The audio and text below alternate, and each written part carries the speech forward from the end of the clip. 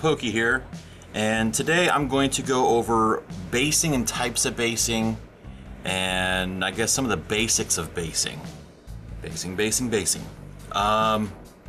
Okay, as a lot of you know, most of my models tend to have the slate rock looking bases with some gravel on them, you know, something that looks a little like this. And pretty much all that is a piece of flattened out paper clay with some loose gravel that I paint. So basing can be done many different ways. First of all, you can go out and you can buy inserts, which is just a piece that sits inside the lip of the base. So like you have a base like this, you know, with slot and everything else, looks very plain. Then you go out and you can buy an insert, which basically is, it has an adhesive on the backside. You peel it. It's basically a sticker you can put on the inside. It has some texture to it. It's a thick, I don't know, I guess like a cardstock type material that has painted on the one side, and it has, you know, this one has like nice little stones. So you supply it to the inside, and then you can mount the model to the top of that by pinning it, gluing it, whatever you decide is how you want to do that one. Another option is to apply sand. So you can take sand like this, or like this, or even like this. Sand comes in a lot of different grain sizes. A lot of different colors, so you can either keep yourself, you can go out and get yourself some hobby sand, you know, sand that already comes, you know, multiple different colors and some different sizes, and you can apply that to the base, which I'll show in a second. Or you can get some, you know, plain looking sand like this and paint it up yourself, which this is the same sand I use for most of my models. So we have that, and there's different grains, different colors. And then the next type beyond the sand would be something that you've molded or modeled yourself out of, like green stuff or paper clay, which I kind of used a little bit of this for another model I was working on.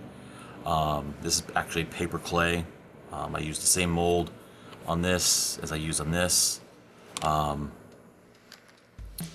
And paper clay this is what I have left of the container. It's just an air hardening clay that you can, well, it's a modeling material, so you can model whatever pretty much you want. For me, for my basing that I normally typically do, I will take one of the lids to one of the blisters that you get models in. I'm pretty sure we've all just thrown these things away. But I found that the lip right here, perfect height to create a little layer of, you know, about a slab, I guess, for the gaming purposes. So what I do is I take some of the paper clay when it's still wet, soft, and then I'll just take it in here and I'll just roll it out. I have a, you know, either a spray can or something solid, and I'll just spray it out, lay it out to where it will lay flat into the lip, and it leaves it nice and flat. I just set it off to the side and let it dry. The only downside to paper clay, as you can tell here, is it does curve. It's something about how it dries. It tends to pull.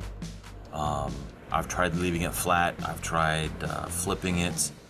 Unfortunately, it always tends to bow a little bit. But the nice thing about it is, once it's dry like this, you know, so like let's say this is the base I want to use. See here, I can break off a piece, I can cut a piece, I can do whatever it is I need to do. You know, just kind of figure out the size I need. So like for this one will probably be a little bit too big for the base. So I just, you know, break off as needed. You know, and then I can make sure it's about the size I'm looking for, which, I mean, for my style basing, I'd probably do something like this, and then I'd apply sand to the outside. And then once it's all set and dried, I'd prime it to where you'd have something similar to this, or any of the other bases that I've used on most of my models so far. But so next step, so we'll go ahead and use this piece. So we'll take it. We will take either some wood glue, PVA glue, whatever kind of glue you want, for helping to speed it up and make it a little bit more solid. I use a little bit of super glue, and then just put it down like that, and then just press it on. Hold it for a couple seconds to make sure it stays good and solid, and then just put it off to the side, move to the next base, and repeat the process to go, if you're doing multiple bases. If you're just doing a one base, then you can just do this, hold it for longer so it sets, or just, set off to the side and work on another project. So that's how this one normally works, and I'll get back to the sanding portion of this in a second. The next section, the next piece I'm gonna go over is the the molds or whatever it is that you have. So for something like this, you'd want to make sure it's a little bit bigger than the base, and then you'd want to, because it's bigger, you'd want to make a line on it, pencil, pen, charcoal stick, whatever it is you decide you want to use, sharp instrument to scry on it, and you'll just want to do the underside to where it'll fit into the base.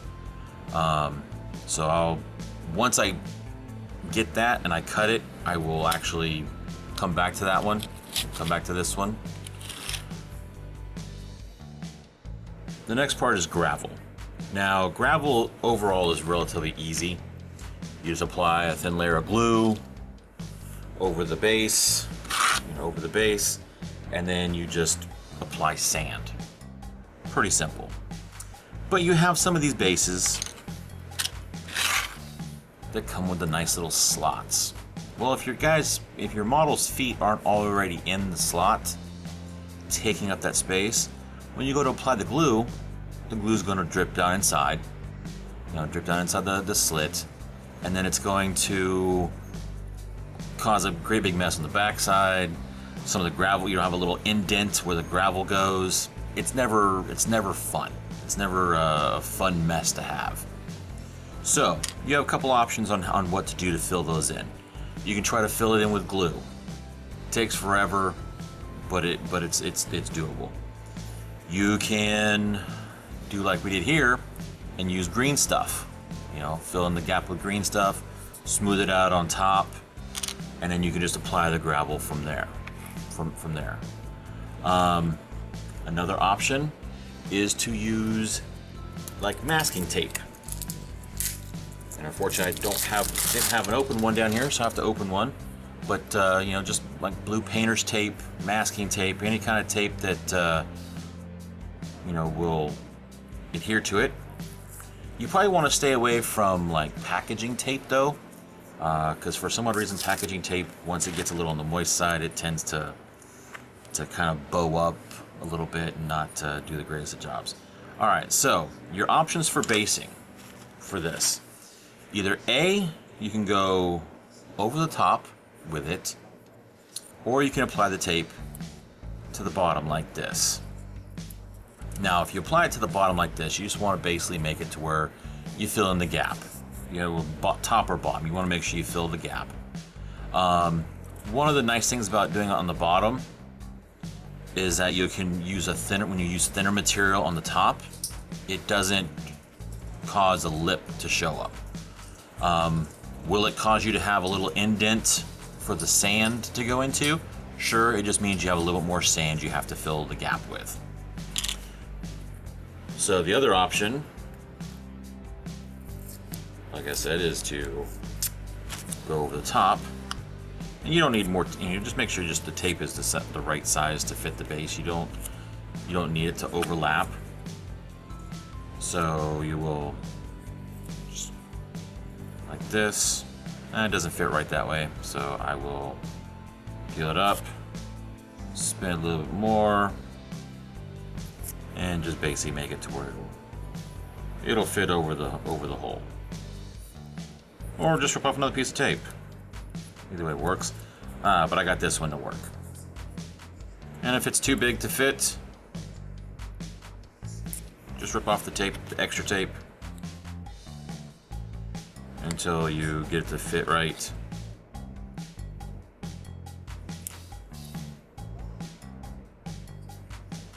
And then you get the tape to fit like this. You know, it has a slight indent, but nothing bad. Not as bad as it was before. And then you take your glue, whatever one you decide you're going to use. PVA, wood glue, Elmer's. I'm going to use a little bit of wood glue myself. So then you take, so we're going to start with this base right here. You just take it. Now you can use an old brush, you can use your finger, paper towel. Me, I use an old stir stick. I kind of just use it to smear the glue around across the top to where it does a nice even coat. Yeah, even if there's some of the blue showing, that's fine, because you're probably going to be painting anyways. So you take this, and I'm going to use the red and white coarse. It's pretty coarse. You just kind of dip it in, you know, kind of like this, to where the whole thing can be covered.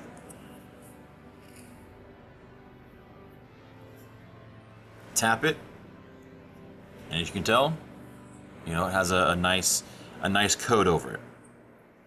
You know, some of the glue got a little excited, went over the edge, but so right now, while it's still wet, you can kind of mush it about.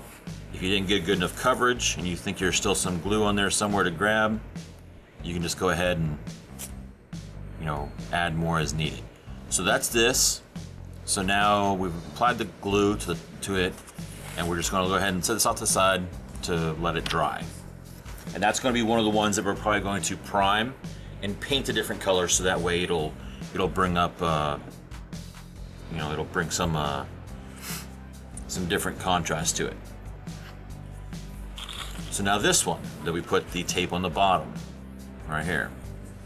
So this one, once again, you grab your glue.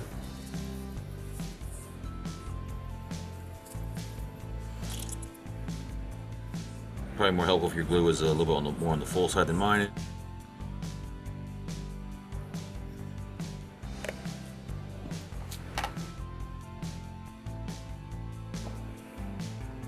Take our fancy little stir stick, and then we're just gonna mix it about. Now, unfortunately, when you do the tape on the underside of the slotted base, you're going to have to apply a little bit more glue, because you do want it to where the glue is going to have an even coat over the top, to where it's actually nice and flush. For this one, I'm going to use some of the finer grain sand, and once again, you just do the same thing. You just kind of dip it in, make sure it's submerged completely underneath there, to where it gets a sand over all of it. And there you go. You know, it when it dries, we will go ahead and probably, that's a nice shade of brown, but I'm probably going to do a wash to give it a little bit more detail, to pull a little bit more detail up, not lose too much of the brown. So that one, we're going to put that one off to the side as well. And then for the final one that the green stuff was in, we're going to do this one to where it's a, it has the final, the gravel that's already colored. No further, you know, working is needed.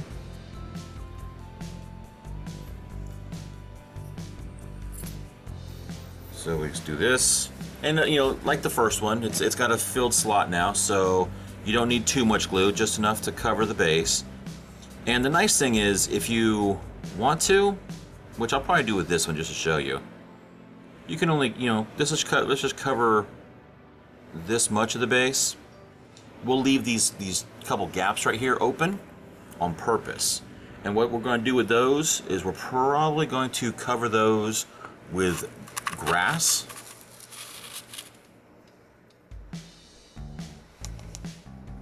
So there you go. You know, it's got a little bit of opening there. We'll use the back end of our stick to create a bigger opening right there with a little.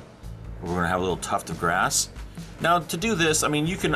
One reason to do this is you can also do it for like water effects. If you want to do like a watery base, like it's a marsh or something, like a marsh or something, or a bog. Or to put tufts of grass up, or to do almost any other thing.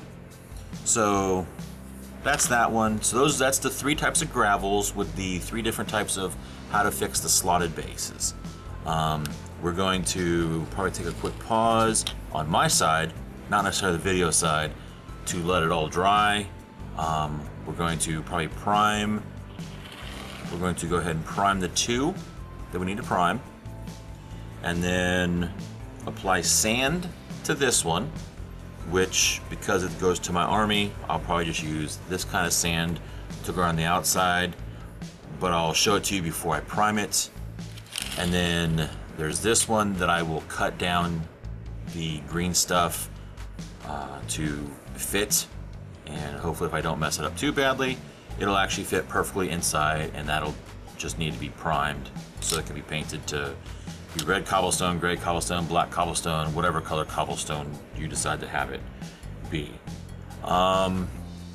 And I think that'll be it until everything dries.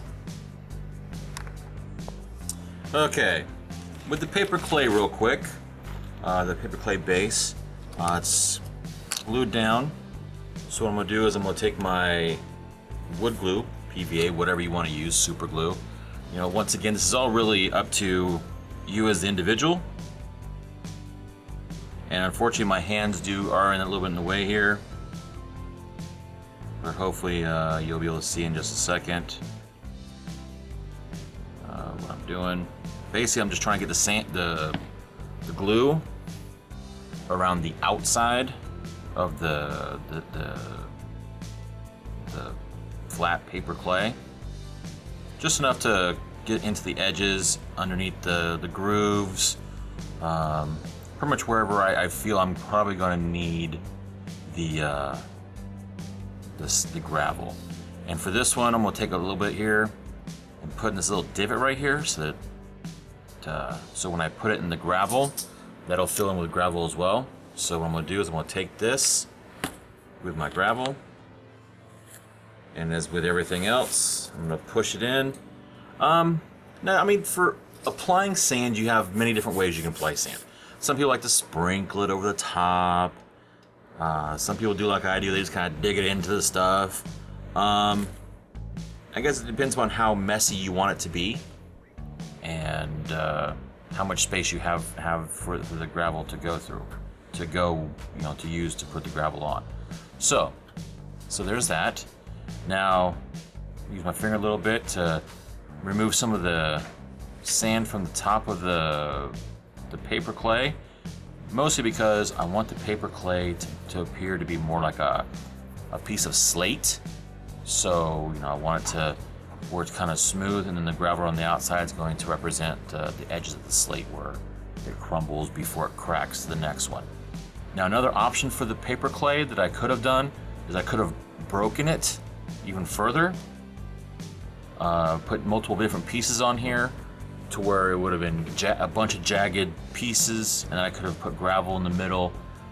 Basing is really all about your own imagination and how deep you want to go into this. This right here is probably about middle where I'll be for most of my basing. Move this out of the way. Simple basing, kind of like this one right here, where it's the gravel's already colored. All you have to do is apply glue, apply the sand, and you're done. is what most, you know, is fine. It's what most people like to do, and it's quick, it's simple, it's nice. Doing these kind of bases where, you know, you have the sand you're going to probably color is fine as well. It's simple. You can apply it, you can put the model on it, you can prime it all as one piece. It works out really nice because once you prime it, it's all, you know, it's all ready to go. You know, you get it on, you can put it on the table just like that, and then just, you know, progressive paint it as you go. You don't have to wait until it's, you know, all the different pieces are put together. Me, I have to wait because I do this, and then I prime it to look like this, and then I paint the model separately, and then I, you know, once this is painted, the model's painted, I put them together, and everything's happy. So that's these. That's pretty much the overall basics of basing. And of course, I'll show you some more of the other portions. But I also wanted to go over some more of the paper clay to show you what I meant by putting it out into the little blister lid, and show you a little bit of how the paper clay actually works. So you take the paper clay, you know, paper clay, and it is clay. That's pretty much exactly what it is. So it is a little on the messy side. So be prepared for that. So there it is. I had to rip off a chunk of it. Now because it hardens in the air, one thing you do have to make sure of, that when you're not using it, you try to pull as much air out of as possible, and you keep it in, you keep it protected, and hopefully out of the air as much as possible. You can't really, unless you have a seal, you know, some kind of a vacuum seal thing that you want to use periodically for it, and you know, it's kind of hard to keep it 100%. But I end up putting mine in a little Ziploc bag. You got to squeeze all the air out of it, so try to get as much air out as possible. All right, so here you go. You have, you know, you can. It's pretty much, you know, it's clay. You can use it to mold almost anything you want to mold. It doesn't have to be the flat. It can be, you know, you can make stuff like this. I made that out of a mold though. It's whatever you want. But for me, I'm going to show you what I normally do for my bases. So I basically get me like a little small little thing like that, and I grab a spray can, and I just flatten it out to where it flattens, because using the lips of the blister as kind of a stop, I'm able to take the spray can and just kind of run it across. Makes it nice and flat. As you can tell, it, you know, a little bit here sticks up a little bit, but that's because it kind of came up a little bit here on the blister. But for most part, it's nice and flat. You know, it's below the level, and when it'll probably be dry sometime next 24 or 48 hours. But when it does finally dry, you know, I'll have something like this that I can just, you know, break off or cut pieces off of. If I wanted to, I could actually, you know, start cutting the actual shapes, you know, squares, circles, triangles, whatever the shape I wanted it to be for the base. So that's kind of a nice thing there. Another nice thing I'm going to show you about paper clay. I'm gonna grab one of my little tools over here. It is clay. It is, you know, you can take it from very smooth, or you can start cutting designs into it, and you know, something along those lines, to where you have designs, and that way when you apply it, those designs will be on the paper clay on the base, and it will you know, show up, and it'll give you some texture for painting. In case you're worried about paper clay, you know, like most clays, you do get a little bit of the, you know, some a mess from it. You know, it can leave a little bit of a mess, and it just cleans up with water. So there you go. If you enjoyed this Advanced Maneuvers hobby content, don't forget to like, comment, and subscribe. And let us know what future tips and tricks and hobby-related materials you would like to see. Don't forget, it just takes one brushstroke to keep getting better.